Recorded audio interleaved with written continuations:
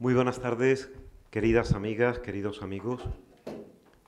Iniciamos un acto para nosotros muy importante, con una alta intensidad, y yo quiero comenzar saludándoles en nombre del decano de la Facultad de Filología, don Francisco González Ponce, que siempre apoya con intensidad, con resolución, con entusiasmo nuestras actividades y nos permite que en este lugar tan emblemático para la propia Universidad de Sevilla y para la Facultad de Filología, su aula magna, su lugar más noble, tenga lugar un acto que ahora de inmediato voy a presentar. Con todo, quiero comenzar por varios agradecimientos. Agradecimiento a quienes nos acompañan en la mesa, a María del Carmen Gascón Vaquero, que nos va a presentar de inmediato ese gran proyecto La Voz de los Poetas, Fonoteca Española de Poesía, y por supuesto a nuestro decano de los poetas que residimos en Sevilla, Miguel Beirat.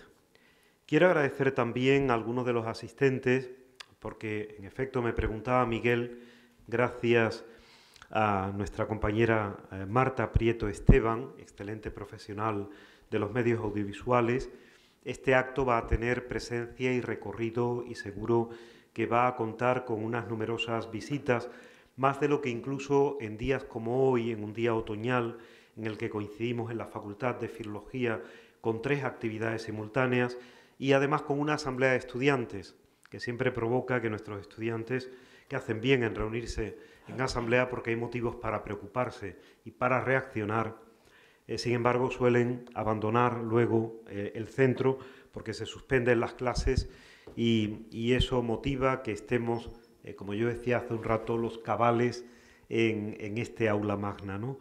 Pero para mí la presencia cualitativa de quienes nos acompañan es fundamental.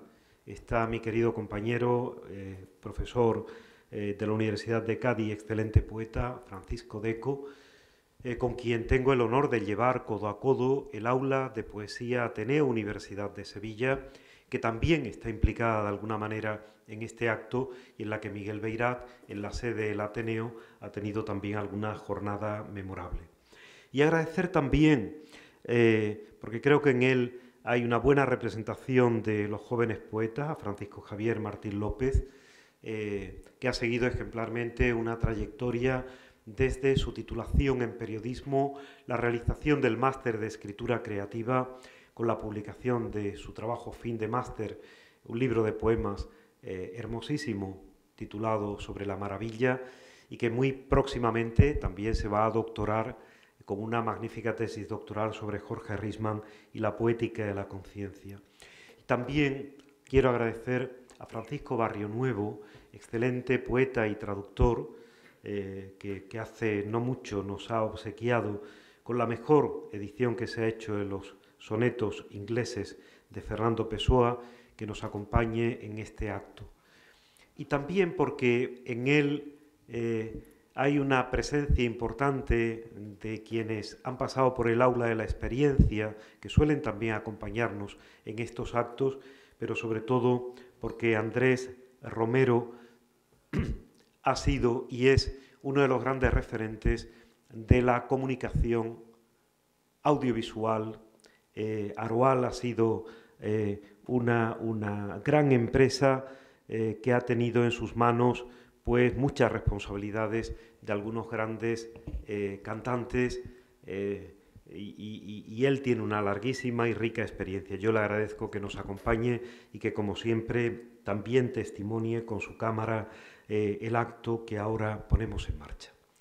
Por tanto, en un proceso de convergencias múltiples, en el horizonte del 30 aniversario de la Facultad de Comunicación, al que se ha unido la Facultad de Filología, desde la que aquella facultad se puso en marcha en el 89, y coincidiendo también en ello con ese doble perfil de Miguel Beirat, como un gran comunicador, como un gran periodista, como maestro de periodistas, como persona comprometida con la libertad, con la democracia, con la cultura, en la España resistente de las últimas décadas del franquismo, el que simbólicamente nació en la Valencia bombardeada de 1938, pero que también ha querido unir a esa condición de extraordinario periodista, comunicador, impulsor de algunas acciones fundamentales en el ámbito de la comunicación, su propia palabra poética, como testimonia también este libro que ahora presentamos, Huella al Rojo, en esta colección de poesía con voz, titulada Poemorias, porque en ella se une el propio recuerdo, el propio testimonio del poeta con su creación literaria. Y aquí, en este caso, y ya voy a ir concluyendo para dar de inmediato la palabra a quienes tienen que tener el protagonismo en el acto, se recogen poemas hermosísimos con esa profundidad vital, con ese trasfondo, ese pasaje, esa escritura poética de pasaje que hace apenas un mes, el 17 de octubre, aquí en este mismo lugar, y con dos grandes hispanistas, Daniel Henry Pajot y nuestra querida catedrática de la Universidad de Orleans, Françoise Morcillo, hija también de exiliados españoles. Ahora, curiosamente, estamos en el horizonte del 80 aniversario del comienzo del exilio. A mí me agrada que la nueva directora del Centro Andaluz de las Letras, Eva Díaz Pérez, que fue también alumna en la Facultad de Comunicación, haya querido rememorar muy especialmente que este año, y en un lugar como Andalucía, que tan fuerte sufrió el impacto cainita de la Guerra Civil Española, pues haya querido recordar en este año 89 a nuestros exiliados. Yo mismo, el próximo 16 de diciembre, no lo olviden, el 16 de diciembre es el día de la lectura y del libro en Andalucía, recordando que un 16 de diciembre de 1927, aquí en Sevilla, se reunieron la plana mayor de los poetas del 27, que aquí también nació Vicente Aleixandre, aquí al lado en el Palacio de Llanduri, o que también un 16 de diciembre de 1902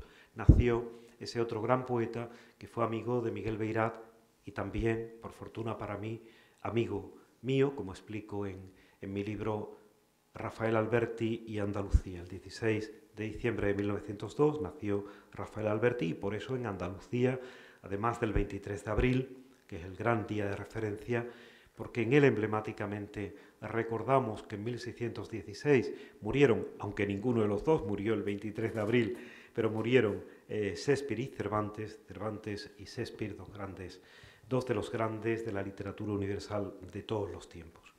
En este libro que vamos a presentar hay poemas de antítesis primaria, de aproximática, adagio desolato, Edipo en Chelsea, elogio del incendiario, conocimiento de la llama, la voz de los poetas, Babel bajo la luna, instrucciones para amanecer, razón del mirlo, poniente, pasaje de la noche y el hacha de plata, el primer libro que además de haberle presentado a alguno de los anteriores, tuve el honor de prologar para Miguel Beirat.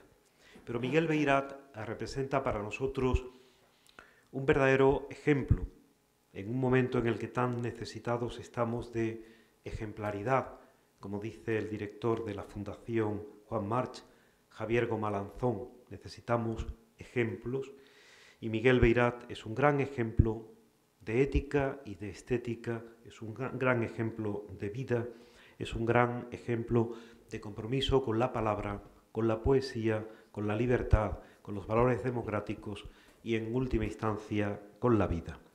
Por tanto, con mi gratitud que extiendo a todos los presentes, a todos cuantos nos acompañan en el acto, Roberto Rodes, su esposa, todos los que hacen que este acto sea posible, tengo el gusto de dar la palabra a María del Carmen Gascón Vaquero, comprometida con la comunicación oral, comprometida con la buena poesía, con la buena literatura, impulsora de esta fonoteca española de poesía, de Books Movie y de tantas iniciativas verdaderamente extraordinarias. Muchas gracias, Mari Carmen, por acompañarnos.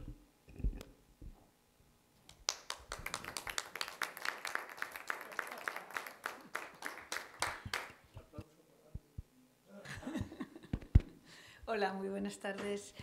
Utilizo los primeros minutos de este acto para presentar la Fonoteca Española de Poesía, una creación apasionante y provocativa.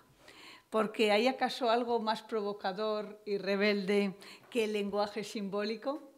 Si nos entrenáramos más, tal vez llegaríamos a conseguir ese sueño que tú, Miguel, querías y que otros también, que es un cambio en el paradigma social de la humanidad.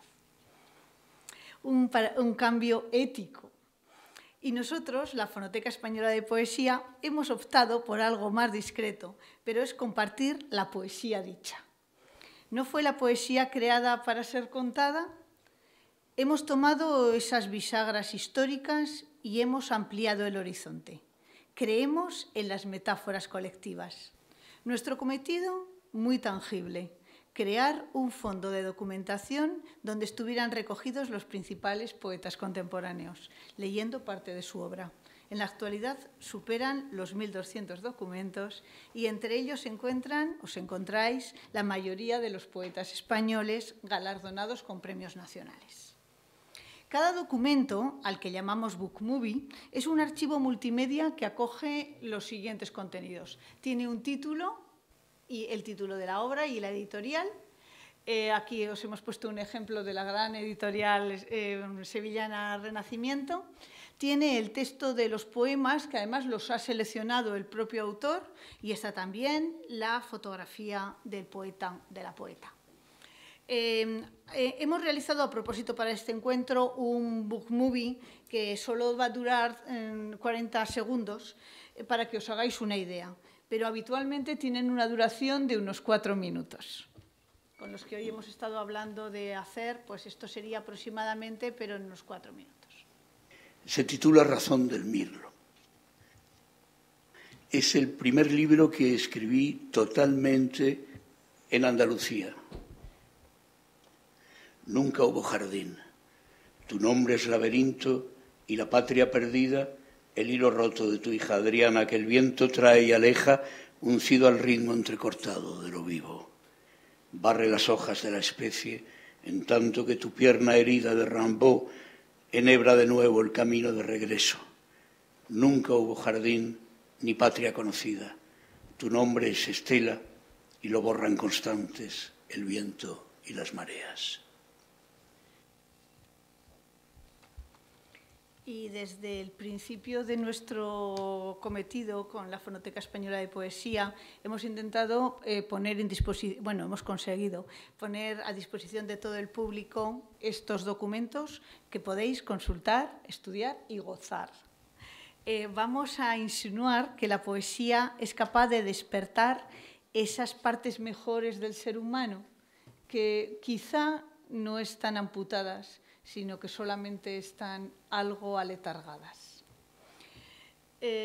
Sabemos, todos los que estamos aquí, que la poesía clásica enriquece nuestras lecturas actuales. Por ello, además de la voz de los poetas contemporáneos que hemos estado comentando, la Fonoteca contiene una colección de clásicos con 3 selecciones de poetas, en lengua española, en lengua francesa y en lengua inglesa. Los escuchamos gracias a recitadores profesionales que, además, en muchas ocasiones realizan una labor de investigación y en cada uno de estos documentos, en cada uno de los documentos que veréis, hay un breve panorama del poeta, una contextualización de su obra y algunos de sus poemas más representativos. Generalmente ahora los están escuchando mucho en los institutos, en universidades internacionales, etc. Y por cierto, Miguel, aquí están algunos de tus poetas iniciáticos y algunos de esos poetas amigos tuyos que ya han fallecido. Blas de Otero, Jaime Gil de Viedma, Walt Whitman, León Felipe, María Teresa León, etc. Paso a paso, esta fonoteca se ha ido ampliando con el apartado de poesía traducida, que nos acerca a poetas de otros paisajes y da visibilidad a otras lenguas y a otras culturas. Contamos con la participación de reconocidos traductores y uno de los primeros traductores con los que contamos fue también con Miguel Beirat. Sabemos que para ti la traducción es diálogo, que la traducción es comunicación con la diversidad, que nada de pensamiento único ni de lengua única. Otros ejemplos que aquí ponemos, os mostramos, son, por ejemplo, Alicia Silvestre, que es traductora de poetas brasileños, o Francisco Uriz, amigo de dos amigos suecos que hoy nos acompañan, traductor incansable de poesía nórdica y que ha hecho posible que esté en la fonoteca la voz, por ejemplo, de un premio Nobel como Thomas Tranströmer. Dentro de poco podemos tener también algunas de tus traducciones sobre Pessoa. Desde la fonoteca también podéis descargaros gratuitamente la playlist de poesía para móvil, que es una forma de estar con los mejores poetas allí donde vosotros estéis. Es nuestra manera de reciclar la tradición oral. Además de nuestras familias, además de los poetas, pues también ahora nos puede recitar el móvil. Y si desde niño oyes poesía, si no tienes miedo a no entenderla, si suena mientras esperas en un lugar público o cuando viajas, por supuesto que la sientes, la disfrutas, la compartes. Y con la finalidad de ganar nuevos lugares donde mostrar poesía, recientemente hemos elaborado y ponemos gratuitamente a disposición del público unas colecciones para ser expuestas en espacios públicos, en bibliotecas, en centros, en universidades, en bares. Es lo que denominamos poesía al punto. Tenéis aquí uno de los ejemplos de la última exposición que hemos realizado. Queda así casi completado nuestro propósito: dar la mayor visibilidad posible a los contenidos propios de la fonoteca a través de Internet, a través de aplicaciones móviles, a través de lugares expositivos. Y nos faltaba uno, que es el apartado editorial, colección con sentido, libros con voz. En ella ha nacido Huella al rojo, las poemorias de Miguel Beirat. Es el tercer libro de nuestra colección y, apoyándolos de la tecnología, nuestros libros en papel nos dan acceso a escuchar todo el libro con la voz del poeta. Voz, poemas escritos y vivencias. Cada libro posee un código que da acceso a nuestro servidor y contiene un número único con el que puedes acceder a los audios de una manera muy fácil.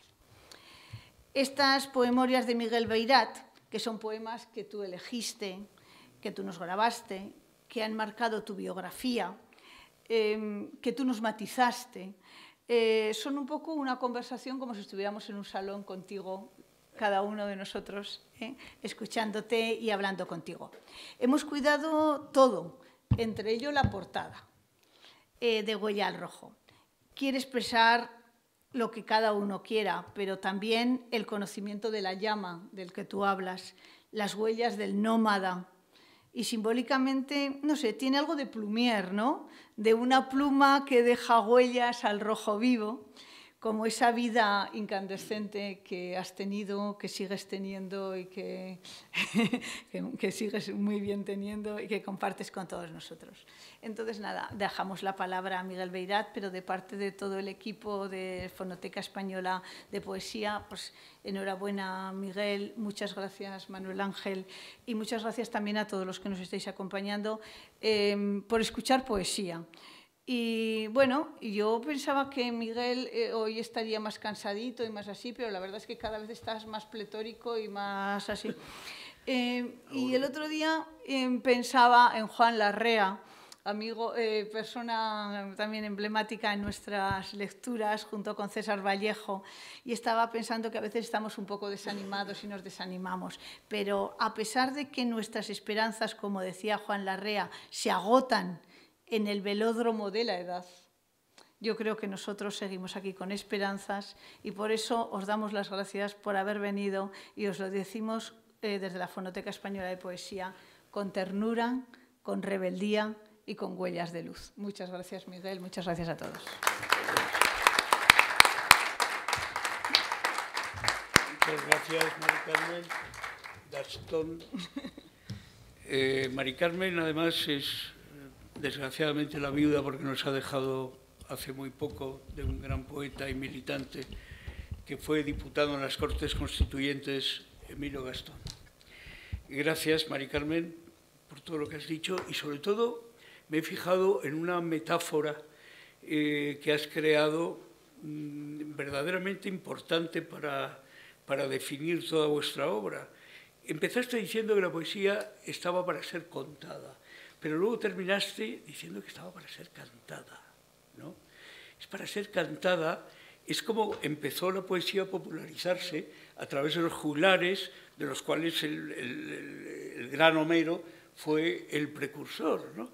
Y entonces es como si estos libros, en ese entorno digital en el que ya estamos condenados a vivir sin ahogarnos, espero, en él, y simplemente con un código se va a poder escuchar a cada poeta recitar sus aventuras, ¿no? Y yo la verdad es que no sé si, después de todo lo que habéis dicho, leeros la conferencia que había preparado o leeros el libro, no sé, porque me apetece mucho leer poemas. Pero bueno, Manuel Ángel, con su habitual cariño, porque lo tiene, y así es su poesía también, es una poesía que se da a los demás, me ha pisado el principio de la conferencia.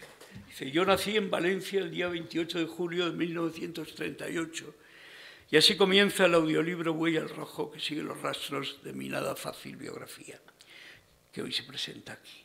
Ese mismo día, León Felipe daba allí un recital y Max Shaw una conferencia.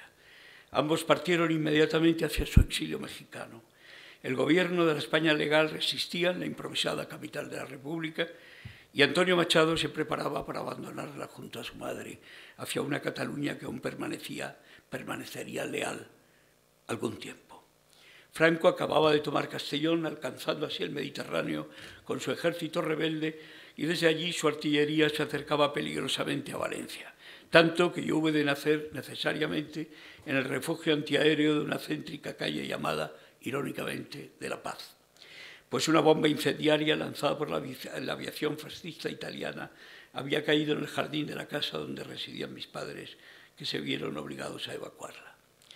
Los refugiados de la calle de La Paz, mientras yo llegaba a aquel mundo revolucionario, seguramente recordaban entre el estrépito de las bombas los 2 largos años de sangrienta guerra, deseando mentalmente suerte y valor a los combatientes de la decisiva batalla de Teruel que acababa de plantear el gobierno legal frente a los facciosos, mientras resonaba como un doloroso latido en su cabeza la voz de Miguel Hernández.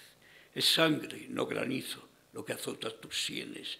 Son 2 años de sangre, 2 inundaciones, sangre de acción solar, devoradora bienes, hasta dejar sin nadie y ahogados los balcones.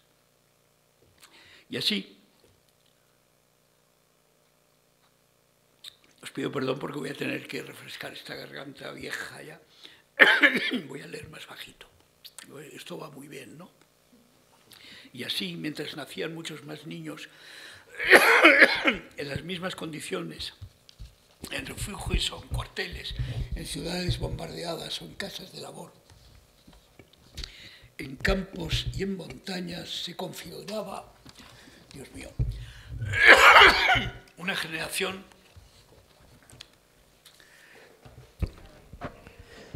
que descanse un momentito y te lo devuelvo de inmediato. Entre la emoción y el... Sí. los años que tienes Bueno, en la garganta. seguían pues naciendo niños que algún día podrían reconocerse a sí mismos como huérfanos de sus maestros exiliados, mientras estos partían ya apresuradamente a través de distintas embajadas de países democráticos hacia el destierro, antes del éxodo de más de 1 millón de vencidos que a pie o precarios. Esto tampoco funciona muy bien, pero no, seguimos. Mejor, me han dado un caramelo. ¿Dónde estamos? Aquí en precarios, cruzarían Antes de 1 año las fronteras y acabarían viéndose muy pronto como huérfanos de su patria, aunque algunos de ellos vivirían más trágicamente todavía esa orfandad, como es el caso de los escritores, quienes, separados de sus lectores naturales, se expresaban ya en los años 50 del modo que vamos a escuchar por boca de Francisco Ayala en su artículo El escritor en la sociedad de masas. Pues si nos preguntamos ¿Para quién escribimos nosotros? Para todos y para nadie, será la respuesta. Nuestras palabras van al viento. Confiemos en que algunas de ellas no se pierdan. Desgraciadamente, esos amargos presentimientos se cumplieron en gran parte. Y de esto es de lo que voy a hablar hoy aquí, si puedo, aunque brevemente como poeta y desde puntos de vista siempre personales. ¿Quieres leer tú? Yo sí que leo. Bueno, avisadamente, ¿eh? Que yo no lo he leído.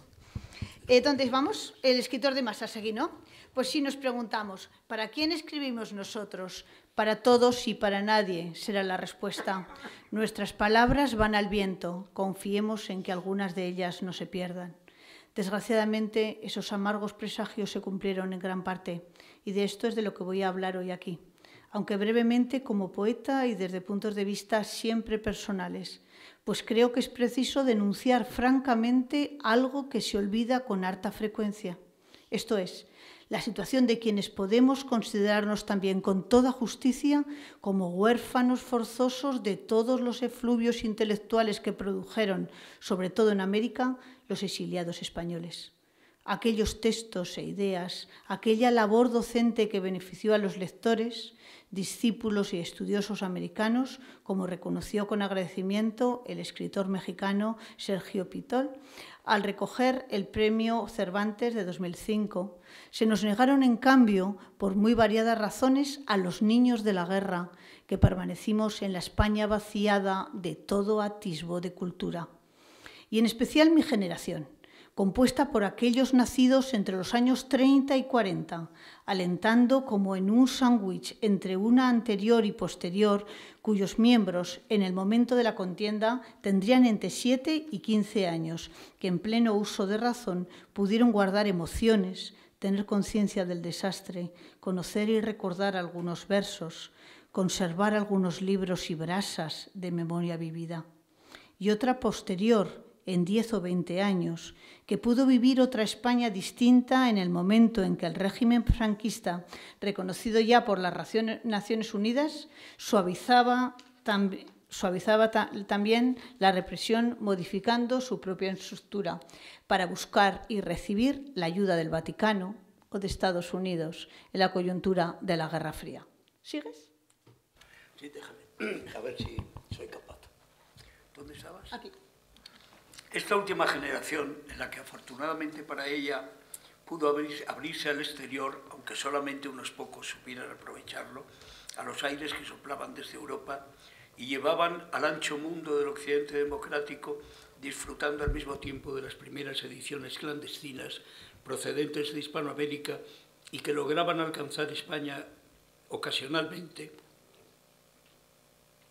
portando los textos con las ideas de los exiliados, principalmente a través de la editorial Losada, que podían adquirirse, aunque todavía con algún riesgo, en librerías dirigidas por militantes clandestinos o por hombres simplemente demócratas que procuraban abrir espacios respirables en la niebla. Serían contadas las excepciones de los escritores exiliados que superaban los vetos de la censura y cuyos libros, antes de la destrucción de la República, como Juan Ramón Jiménez, aunque solamente su platero, Salinas o Guillén, que además no eran considerados dañinos por los franquistas. De aquellos que fueron adolescentes al comenzar la guerra, ya habían resonado en España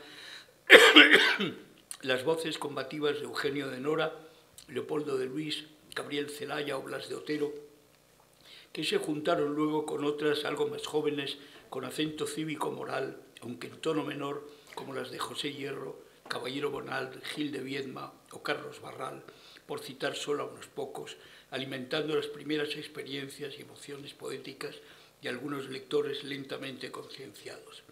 Justo sería citar aquí también a Vicente Aleixandre, mayor que todos ellos, pero cuya poesía serena y digna actitud no colaboracionista, en su vida discreta y retirada, fue referente obligado para muchos jóvenes poetas en los años 50 y 60. Aún así, y sin medios para buscar a nuestros mayores en el desierto de la dictadura, los niños nacidos durante la guerra, confieso que crecimos prácticamente como sordomudos, con una mano de hielo puesta sobre nuestras cabezas, obligados en la escuela a leer a los clásicos, sí, pero a los más místicos y menos peligrosos, viéndonos también condenados a aprender de memoria a pésimos poetas reaccionarios como Gabriel y Galán, por no hablar de los vinculados directamente al régimen como Pemán, o los redactores de la revista Escorial que reunía la florinata de los garcilasistas falangistas. La voraz censura de Franco contribuye a ese tétrico vacío, no solo privándonos a todos de la obra de los poetas exiliados, sino aumentando con su propaganda invasiva los efectos del desgarro producido por sus luchas intestinas llevadas a cabo con una feroz contradicción cara a los ardientes deseos de encontrar a su lector natural, como escuchábamos decir a Ayala. Sí, aquí. Decir Ayala. Oye, esto, en fin, está bien, es bueno, sí, colectivo. Afortunadamente, de vez en cuando, y desde el fondo de las fosas, no podía llegar el frágil eco clandestino de los enterrados en ella, como los versos copiados a mano y a escondidas de un Federico García Lorca vilmente ejecutado al principio de la guerra, o el rumor del acento de aquellos que, como Machado, dormían ya para siempre en su colleur de la derrota y el exilio, o que sea más nítida aún, la llamada vibrante de un Miguel Hernández dejado morir de hambre y tuberculosis en las cárceles de la gloriosa posguerra civil, donde aún se fusilaba cobardemente a 10 presos al día para que las brasas del pánico no se extinguieran. Miguel Hernández fue concretamente el primer modelo poético que llegó a abonar mi corazón de poeta principiante, motivando la imitatio de sus mejores sonetillos o el tierno destilar de las canciones inanas de la cebolla, escritas para el hijo que no llegaría a conocer. También recordaré siempre, entre el silencio clamorosamente absoluto de la obra de los poetas exiliados, la alegría que me proporcionó ya en la universidad el descubrir en la copia de una edición americana como una honda bocanada de aire frío la poesía de León Felipe, que me pareció inmediatamente el trasunto español de aquel otro gran poeta vagabundo americano llamado Walt Whitman. Con el paso del tiempo y siempre demasiado tarde, gota a gota, me llegaría el conocimiento de los demás. A ver. Sí, ya sé que no es muy frecuente que se invierta el sentido de la orfandad de los exiliados o desterrados españoles en América para referirse, como estoy haciendo ahora, a la trágica escisión paralela de los españoles nacidos en los años de la guerra y posteriores, soterrados bajo el cielo franquista. Es difícil encontrar referencia a esa otra orfandad que, sin embargo, muchos hemos sentido como una de las más dolorosas consecuencias de la larga y tediosa dictadura militar que solo terminó con la muerte física de Franco. Hago un inciso para decir que este pudo ser un buen tema o puede ser un buen tema de investigación, y desde aquí invito a filólogos y profesores de historia de la literatura española contemporánea a enfocar la luz de la inteligencia de sus alumnos y la suya propia sobre este aspecto del devenir reciente de las letras españolas. Porque si existe una generación perdida, o quizás mejor dispersa literariamente hablando, es la de los nacidos poco tiempo antes, durante y poco tiempo después de la feroz contienda cainita. Me he propuesto no profundizar en los desgarrones, las disputas personales que existieron y dividieron a nuestros poetas desterrados, como las ya famosas entre Bergamín y Juan Larrea, propiciando, por ejemplo, el fracaso de la Junta de Cultura mexicana, revelando la incapacidad de sus mentores para trabajar juntos con un sentido concreto, el que hubiera debido servir para la construcción de enlaces con la resistencia interior organizada, incluyendo la responsabilidad de filósofos, juristas, editores o profesores que componen el resto de categorías intelectuales y no forman parte del objeto de esta charla. No deseo arrojar piedras tampoco al fracaso de la élite cultural española, del Ateneo Español o de la Unión de Intelectuales, sino solamente señalar que unos hechos tan trágicos y de tan tristes consecuencias como los que los motivaron tuvieron necesariamente que retrasar la toma de conciencia del desastre de la guerra y el exilio en las nuevas generaciones españoles, ya que está bien claro que todos los exiliados intentaban escribir por y para España, y también desde y con el dolor de unas heridas interiores que nunca habrían de cicatrizar, como nos dirá magistralmente Luis Cernuda. Amargos son los días de la vida, viviendo solo una larga espera, a fuerza de recuerdos. Un día, tú ya libre de la mentira de ellos, me buscarás. Y entonces, ¿qué ha de decir un muerto?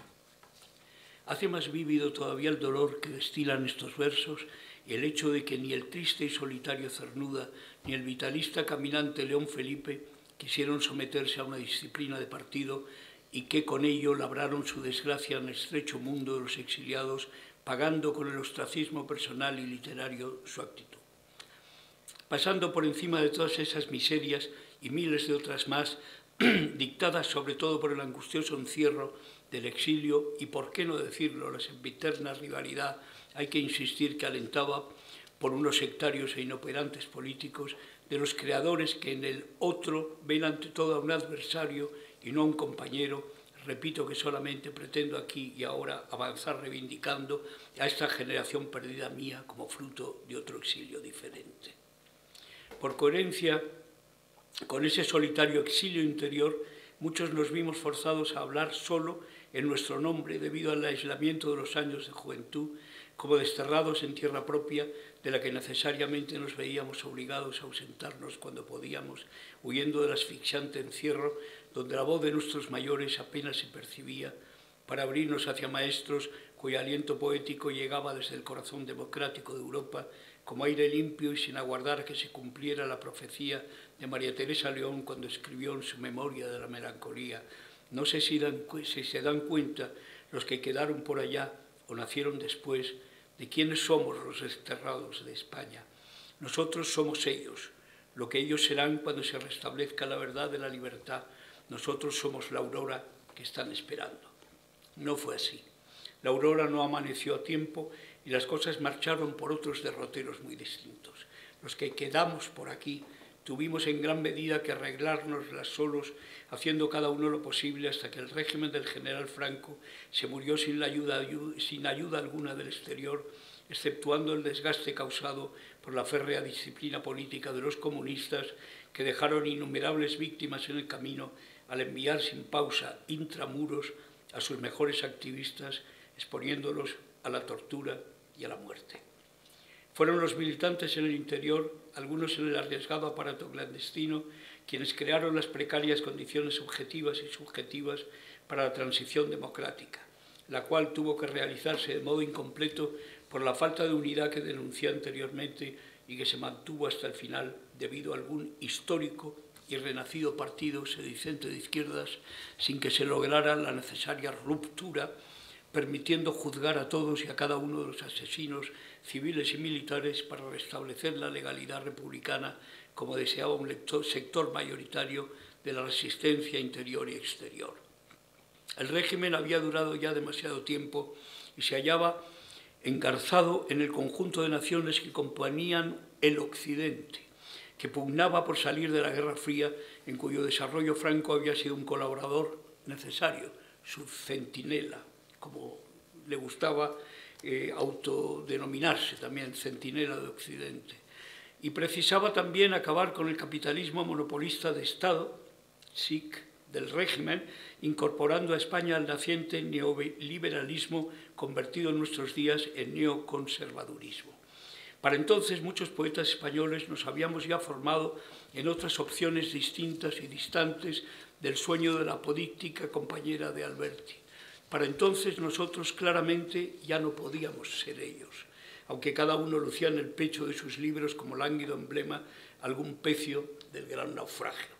Pero antes de seguir adelante y de leerles al final de esta charla, que contiene ciertamente demasiadas lagunas, los versos que podrían justificar mi contribución de poeta a esta reunión, que consta de 9 poemas escritos en honor de la poesía más vibrante y libre del exilio español en América, la del genial y libérrimo boticario zamorano León Felipe, yo quisiera añadir algunas palabras ajenas sobre lo que pienso que constituye la esencia de la tradición heredada y relacionarla con aquella que atañe a la creación individual que hinca sus raíces en territorios menos estrechos. Una tradición de la que, a pesar de todo lo dicho con anterioridad, me consideraré, aparte de la especificidad de nuestro exilio, siempre deudor, aunque no la haya profesado enteramente, como está claro que tampoco lo han hecho otros poetas de los que escriben actualmente en España y que de un modo u otro llevan también abiertas las heridas de nuestra tragedia nacional, pertenezcan o no a las banderías de moda que de por sí ya constituyen una verdadera tradición nacional, eterna superviviente a lo largo de la historia de la literatura, porque la independencia de cualquier poder se paga muy duramente con el ostracismo y aislamiento de la propia obra. Marginando momentáneamente dicha anomalía, también es cierto que el conjunto del trabajo de los poetas españoles del exilio, desde Emilio Prado, Saltolaguirre o Juan Gil Albert, pasando por otros de aquellos que se ha dado en llamar la generación del 27, constituye una tradición inmediata, sí, en el tiempo, pero tradición, al fin, con todas sus características históricas y socioculturales. Sirvan, pues, las palabras que seguirán al menos para apuntalar las razones teórico-críticas, las causas sociales, políticas, culturales y bélicas antes apuntadas, que podrían justificar el parcial abandono de aquel tramo concreto de la tradición por algunos de nosotros. Precisamente entre las décadas de los 30 y los 40 recorría con fuerza por toda Europa, tras la tormenta del simbolismo y sus consecuencias surrealistas, la brisa de la poesía veraz y prístina, con su actitud crítica consiguiente a pesar de su conservadurismo, del gran renovador de la poética occidental, el americano afincado en Londres, Thomas Stearns Eliot, apoyado en su labor de maestro y corrector por el más tarde vilipendiado Ezra Pound. Ellos fueron los auténticos maestros de gran parte de mi generación, o al menos los míos propios. Su lectura hizo concebir al hecho poético como unido indisolublemente al aliento imperecedero de lo clásico, pues sabíamos ya muy bien que la diferencia entre el presente y el pasado consiste en que el presente constituye conciencia del pasado de una manera y en un grado tal que supera la conciencia que el pasado pudiera tener de sí mismo. Como tímida prueba de ello, diré que en las guardas de Antítesis Primaria, mi primer libro de poesía publicado en Adonais en el año 75, figura como epígrafe el primer verso del segundo de los 4 cuartetos, tomado, aunque sin citarlo, como es habitual en muchos poetas, por su autor, y que pertenece al gran poeta y compositor medieval francés Guillaume de Machaut. In my beginning is my end, en mi principio está mi fin, dans mon principe est ma fin. Nos dice Eliot en su ensayo titulado La tradición y el talento individual que si la única forma de tradición, de transmisión, consistiera en seguir los caminos de la generación inmediata anterior a la nuestra con una ciega o tímida adhesión a sus logros, la tradición resultaría sin duda desalentadora. Hemos constatado cómo las corrientes simplistas se han perdido entre las arenas y cómo la novedad supera la imitación. La tradición encarna una cuestión de significado mucho más amplio. No puede heredarse y quien la quiera habrá de obtenerla a través de un gran esfuerzo. Implica, en primer lugar, un sentido histórico que se puede considerar casi indispensable para cualquiera que siga siendo poeta después de los 25 años. Y dice el autor de La tierra baldía que dicho sentido histórico conlleva una percepción no solo de lo pasado, sino de su presencia, que asimismo empuja a un hombre a escribir no meramente con su propia generación en la médula de los huesos, sino con el sentimiento que toda literatura tiene desde Homero y dentro de ella el total de la literatura de su propio país, y tiene una existencia simultánea que compone un orden simultáneo. Este sentido histórico, dice Eliot, sentido de lo temporal y de lo temporal, así como de lo atemporal y lo temporal reunidos, es lo que hace tradicional a un escritor. Es también lo que hace a un escritor más agudamente consciente de su lugar en el tiempo, de su propia contemporaneidad. Ningún poeta, ningún artista posee la totalidad de su propio significado. Su significado, su apreciación, es la apreciación de su relación con los poetas y artistas muertos. No se le puede valorar por sí solo, se le debe ubicar con fines de contraste y comparación entre los muertos. Y esto lo propongo como un principio de crítica no meramente histórica, sino estética. La necesidad de adecuarse, de hacerse coherente, no es unilateral. Lo que ocurre cuando se crea una obra de arte nueva les ocurrió simultáneamente a todas las obras de arte que la precedieron. Los monumentos existentes conforman un orden ideal entre sí, que se modifica por la introducción de la nueva obra de arte, verdaderamente nueva, entre ellos. Voy a prescindir de algunos párrafos para acortar un poco. Dice, como sabrán ustedes, la mente del poeta es de hecho una vasija de acopio y almacenamiento de innumerables sentimientos, frases, imágenes que permanecen latentes hasta que todas las partículas logran unirse para formar un nuevo compuesto emocional. Y lo que cuenta no es la grandeza, la intensidad de las emociones, sus componentes, sino la intensidad del proceso artístico, de la presión de la razón y su orden implícito, por así decirlo, bajo la cual ocurre la fusión.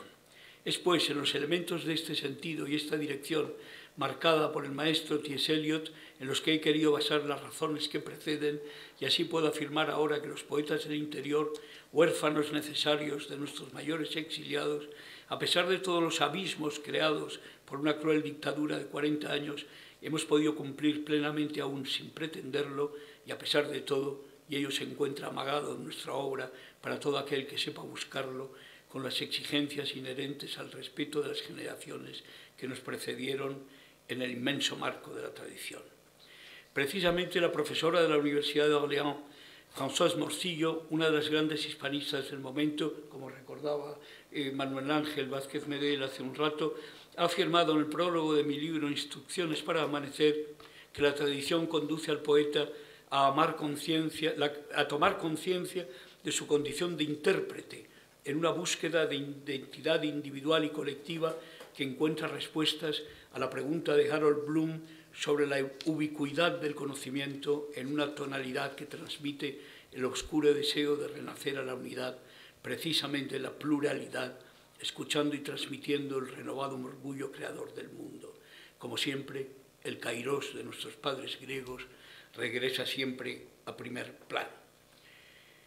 Debo reseñar, sin embargo, que poca cuenta se tuvo de esta sabiduría heredada al terminar la dictadura con la muerte de Franco por parte de instituciones a cargo de la llamada cultura, sin que se provocaran artificialmente varias tendencias de fábrica con el inconfesable propósito de trazar vías programadas a quienes se sintieran con el ánimo arrebatado por la poesía. El más craso error lo cometieron los impulsores de los llamados novísimos, entre los que no llegaban a los dedos de una mano los poetas verdaderos, pero crearon tendencias, sí, como se dice ahora en el lenguaje popular nacido de Internet. De ese trending topic nació algún que otro bate, pero lo que más llama la atención es el arrepentimiento del crítico y profesor José María Castellet, quien reconoció expresamente su equivocación como padre de aquel producto en una conferencia dada poco antes de su muerte. Como contrapunto brotó en las curiosas bodeguillas de por entonces otra maniera que pretendía ser de izquierdas, bautizada abusivamente como de la experiencia, pero de modo más auténtico por uno de sus mentores como poesía figurativa, que imitaba el viejo y falso adagio respaldado por Lope en su día de porque es necio al pueblo hay que hablarle en necio. Poco recorrido tuvo la maniera, salvo los sucesivos premios en las cucañas o concursos de belleza entre poetas que lucen orgullosamente en sus currículos quienes los crearon para sus amigos. Otra tendencia costumbrista siguió, como es tradición y dolencia grave en España, los caminos neomísticos teresianos, generando su propia colección de premios a quienes escuchaban el crepitar de la luz divina. De todos estos enredos, en los que se dieron excepciones valiosas, por supuesto, hemos derivado a la actual poesía tuitera, que imita el piar de los medios digitales con versos que más parecen consignas publicitarias. Pero el sentido común me invita ya a frenar ahora calificativos, siempre acallados anteriormente por mi decisión de caminar solo en los predios de la poesía. Y este hecho motivó que se me adjetivase como un poeta solitario en el título del impresionante ensayo con el que quiso abrir mi libro Pasaje de la Noche, aquel llorado militante de la poesía como madre de la filosofía, Jacobo Muñoz, quien fundó 2 revistas ejemplares, La Caña Gris, que recogería las voces de los poetas represaliados, entre ellos los últimos versos del gran Cernuda antes de morir, junto a los antifranquistas del momento y más adelante la revista de pensamiento de izquierda, Materiales, que dirigiría hasta su reciente muerte. Manuel Ángel Vázquez Medel, que nos honra hoy a todos los poetas con su presencia, respondería a mi soledad de siempre con el prefacio de otro libro mío, El hacha de plata, titulándolo como Un poeta solidario, con el que reconocía otra característica de mi personalidad complementaria de la ya citada. Por ello deseo darle públicamente las gracias. Finalmente, y por todo lo anterior dicho, atenazado al intento de coherencia que he querido que presidiera en todo momento este discurso mío, que está resultando ya demasiado largo, pero me ha curado la garganta, me he permitido tomar algunos versos, cantos rodados de mi admirado León Felipe, y en un auténtico ejercicio de equilibrista del circo en el trapecio, de la alchimie du verbe, esa auténtica alquimia del verbo que llamamos hoy en día intertextualidad, entreverarlos con los míos a fin de dar lugar a una obra nueva, ni del pasado ni del presente, que será sin duda el mejor homenaje de un poeta contemporáneo a sus compañeros muertos y exiliados por una causa que también comparte y hacia quienes no sabría actuar como poeta solitario. Con la lectura, pues, de estos 9 desafíos al viento, título que estoy seguro que hubiera gustado a mi admirado mentor, quiero cerrar estas palabras con las que, sin esperar haberles convencido de nada, sí deseo ardientemente haber podido transmitirles la idea esencial de que el exilio, aun siendo un enorme mal para todos aquellos que lo sufren directamente en sus carnes, también lo es y muy grande para aquellos que se quedan desnortados y perdidos en la tierra común, aunque el sentido de la novedad de su obra, como decía implícitamente hace un momento T.S. Eliot, haya habido que buscarlo en otros horizontes de lo que se considera habitualmente como la tradición propia. Desafíos al viento. Y ahora esto es lo mío. Os dije que mi nombre era nadie, pero mentía solo para salvarme. Y sin embargo de nada estuve hecho hasta que tú me nombraste, palpando mi pecho, y empecé a vivir en ti. Quise entonces envolver mis 4 cosas y embarcarme en tu nombre, volver a ser nadie en ti, que lo eras todo, el mar, el cielo, el río, la poesía. 2. Ser nuevamente nuevo por el nombre que llena el aire al pronunciarlo y habla por sí mismo y existe como yo existo. Aquí y allá donde resuena rompiendo bocas viejas, como vasos de cristal ante una nota más alta que su propia herencia. 3. Porque tú me enseñaste en la lengua nueva que nadie ignora, donde cada nombre ocupa el lugar donde amanece el horizonte sin dioses cada día. 4. Te invito a ver la vida que pasa a través del cristal de mi ventana. Tú me llamas a leer todos los libros, a ser el que luche con la sombra en la botica del miedo, mientras Walt te borra el llanto con la palabra happiness y un gran pañuelo azul de hierbas brotando de un millón de mariposas. El que duerme ya abrazado con su amigo en el mantillo se saca, como pediste, el navajón de pedernal. Ah, rasgadme el pecho de la sombra y dad mi sangre al sol, que hay cosas que los dioses no pueden hacer solos. Te estoy nombrando, León Felipe, Camino, Galicia. 5. Ir de romero contigo entre prados y cerradas, entre los cantos rodados y jaras, sabinares y guijarros, buscando el nivel exacto del hombre, el canto encima de los vientos que al aire de tu mano ordenan las palabras.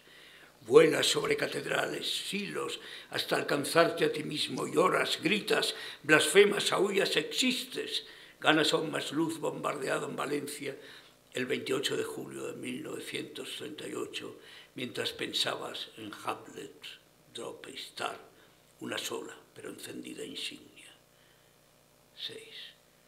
Prefiero tu romera y limpia mano para visitar Babel ahora, que precisamos fundir en una nuestras voces y que diga a miles de gusanos que sueñan verse un día volando en el viento, como tú, que no quieres que te arrullen con más cuentos, que venimos de muy lejos, que ya fuimos camaradas de Orfeo al volver de los infiernos, que nos dejaremos arrancar la cabeza solo por seguir cantando, que lo que pasó bajo la curva de los cielos se prolonga bajo los huesos de tu cráneo, que en los escombros de su iglesia podrida levantaremos un día nuestra casa, nuestra ciudad, nuestro vuelo. 7. Sobre la piedra oscura de tu almohada puede verse roja la escoria ardida de Babel, mientras sollozas que los maestros de canto se han ido a clavar ataúdes y a enterrar a los muertos. ¿Para qué esa pantomima? Para esto sirvió la voz, para cantar en solitario en cada esquina las glorias de cada uno anclado en su propia orilla, que no germinen más. 8. Porque Babel no es nada, es solo un altar perdido entre selvas oscuras, donde suben y bajan vestales viejas con sus túnicas deshechas, el himen devorado en pozos insondables de polvo de los héroes nacionales no abolidos de las viejas patrias. Bajarán los ríos sus huellas y desde Babel se verá encendida la galaxia. Cubrirán los rojos limos los sepulcros de los Cides y Quijotes, Césares, Mambrús y Santiacobos, Juanas y Calvinos con sus herbeta a cuestas, Augustos, Rómulos y Remos. ¿Y Sansón, David y Salomón no venían de Oriente acaso como Jesús y Pedro, Pablo y Juan? ¿Qué hacen ahora por aquí? Agarrados a la teta de una loba, cada uno en cada uno cantando su canción. Tu enemigo es tu sangre y el barro de tu choza y el pan de tu meseta. 9. Yo soy constructor, libre, franco, alarife. No seré como tu romero, sino albañil, caminante y poeta, que rosas junto a una cruz reposan en la logia de mi alcoba, que vi caer ya muchas torres a tan altas como esta, allanadas por el tiempo, por el polvo, por las hiedras, por las aves. Caerá la ruina sobre las viejas consejas, a las voces imprevivas del poeta. Babel, usted decía, ¿puerta de qué? Ah, que es una torre. La cambiaremos por otra, mucho más alta, mucho más llana, hasta hollar de plomadas la horizontal de los vientos, donde se escuche, donde se entienda cada canto en cada lengua. He dicho.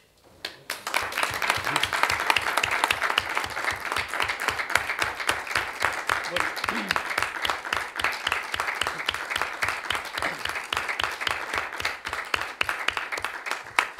Perdonad todas las interrupciones debidas a la cochambre que le doy vida cada día al levantarme a las 5 de la mañana para escribir. Y todavía, y no me dormí la siesta hoy. Bueno, oye, muchísimas gracias, como ya dijo Manuel Ángel, por haber venido, sobre todo tan cualitativamente. Estáis aquí los rostros de muchos queridos amigos, y os lo agradezco.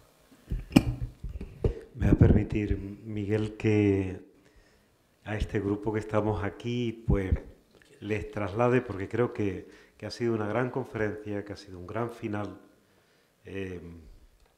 Yo he tenido el honor de seguir la preparación con tanta intensidad de este momento, y creo que ha sido una tarde llena de vida, llena de apuestas, llena de ética y de estética. Lo es en este gran proyecto que es la Fonoteca Española de Poesía, y lo es en este gran proyecto que yo efectivamente quise contrapuntear esa calificación justa y adecuada en un tiempo de poetas clónicos de Miguel Beirat como poeta solitario, para indicar que es también un poeta solidario, que en su palabra nos podemos sentir como también en esa morada del ser, que su palabra nos acoge, nos desconcierta, nos interpela, a veces nos duele y siempre nos hace sentirnos profundamente vivos, ¿no? Y por eso yo le quiero dar las gracias, quiero terminar este acto dándoles las gracias a todos ustedes por acompañarnos. La poesía es cosa de minorías. Juan Ramón tenía razón, aunque él quería que la minoría fuera inmensa, que la minoría fuera de todos.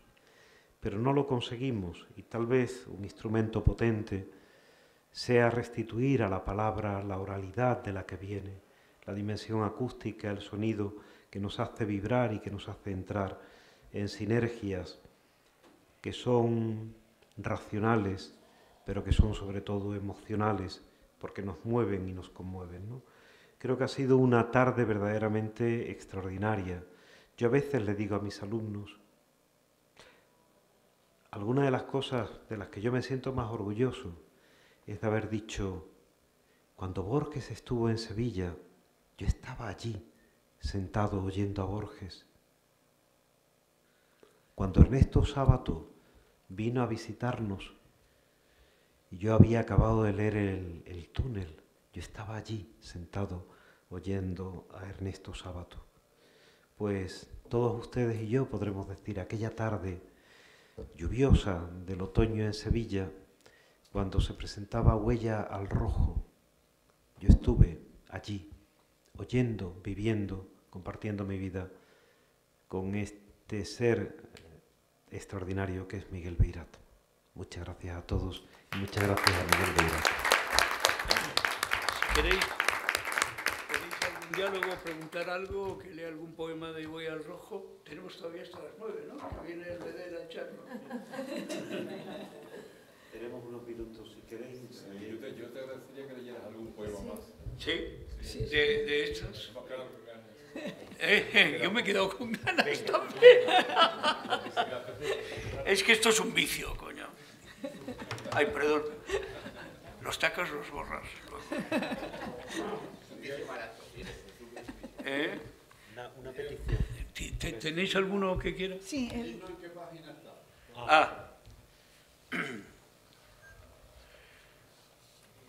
118. Lo he abierto al socaire, al azar. Sí. Nunca nos traen el amor los dioses. El almacén que lo oculta tras la niebla quedó vacío. El amor que ya esté a buen recaudo entre nosotros aguarda su reparto injusto. Solo dolor nos llega desde afuera. Es el olvido. 119. Seguimos en el ambiente de lo que... Vapuleado de un lado a otro con tu vieja maleta y confiado por tu padre al policía del tren, recorriste la España desolada de olor a carbonilla y berza con costras de cura viejo mezcladas con sangre inocente en la sotana negra hacia un internado que nunca acabaría. Allá te ibas, a formular el mundo para no entenderlo en su más baja alegoría o sádica forma. ¿Qué hiciste? ¿Y qué haces aquí ahora? ¿Por qué te esfuerzas en remontar la escala para caer de nuevo? ¿Por qué remontas el río, el cerro, para comprobar que el sol midió tan solo la extensión de un dedo humano? ¿Qué llevas en tu maleta sino una muda limpia colocada por tu madre para un solo viaje dedicado a enterarte de que todo cuanto tocaste te preñaba de tu muerte? Cuando se hallaron juntos en la playa, la valija permanecía inaccesible al aliento que retuvo. Azar y necesidad sumaban ahora los contrarios en la sangre confiscada. Dionisio y Apolo ya unidos para siempre en tu locura. ¿Del hacha de plata de qué libro? Tú que te lo sabes todos. Paco, ¿de qué libro quieres un poema? Mira, aquí, esto os va a interesar. Unos poemas dedicados a Claudio Rodríguez, mi compañero de borracherías en el Gijón, que nos acompañábamos el uno al otro, él a mi casa y luego de vuelta a la mía, discutiendo, porque yo le discutía que la claridad no venía del cielo, venía del sonar de los pasos del hombre sobre la tierra, que ahí se había descubierto la danza y de la danza la poesía, de ese sonar. Bueno, pero cuando murió le dediqué estos poemas en el libro Babel bajo la luna. ¿Sí? ¿Es en ese?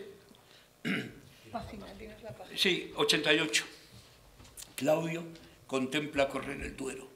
La razón le avisa de que está amasado de la misma pulpa indiferente de las hojas. Claudio ya no piensa, corre con el río. Lo único humano que haya en sí en ese instante, que cree irrepetible, convócame noche, filtra entre las hojas tupidas tu medianoche o tu mediodía. Cuando la noche llega, arriesga un nuevo aliento más allá de su propia vida. Podría repetirse aquel lugar, después de todo, después ya todo será dicho por el tiempo. 89. Aunque no regresara el sol que mancha el cielo con tu sangre, aún te ha de iluminar. ¿Vivirás a su amparo todavía o será posible conocerte en lo que ya es tu lado oscuro para siempre? ¿Desde dónde canta el canto? La claridad reside en la conciencia, valor de luz que asciende preñando el cielo. 90. La claridad te ciega y enmudeces, la vega se evapora. Después el cobre de los frutos funde al gris acero de los lobos. La síntesis llega con la muerte. Ahora ves cuanto quieres ver y dices lo que tú quieres decir en la última esperanza de vencerla. Quizá un amanecer también regreses como letra, gota, aroma o nube hasta el bosque o el sotillo que sin embargo se mueve. 91. Palpo en tu muro grietas y oleajes hasta notar el seno de barro. Trazo columnas donde debo escribir, eros de roca, mi sagrado calor de animal muerto en matas de líquen espeso y puro. Una mano nueva me limpiaba de tierra en Atapuerca.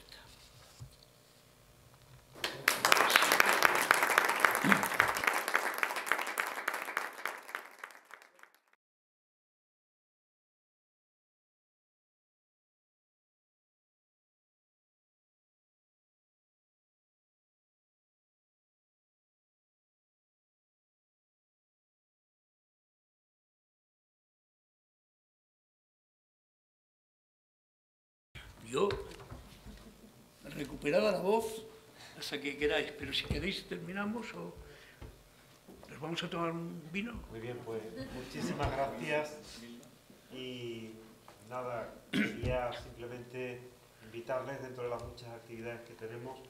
Estamos en el horizonte del 5º centenario de la muerte de Elio Antonio Nebrija, que se celebrará en el año 22, junto con el final del 5º centenario del primer viaje de circunnavegación.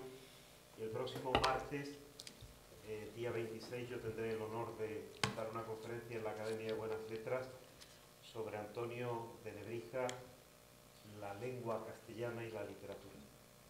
Para quienes puedan y quieran, será nuestra próxima cita y habrá muchas más. Muchas gracias y seguimos viéndonos y seguimos agradeciendo aquí a nuestros amigos este gran impulso, esta magnífica colección de poesía, y a Miguel Beirat, que esté siempre con nosotros. Y a Roberto Rodes, que nos ha grabado, que es el gran técnico. Es que no quiere que le nombre, por eso no le nombro. Ah, que no quiere No, quiere que le nombre. ¿Por qué? No sé, ni María Luisa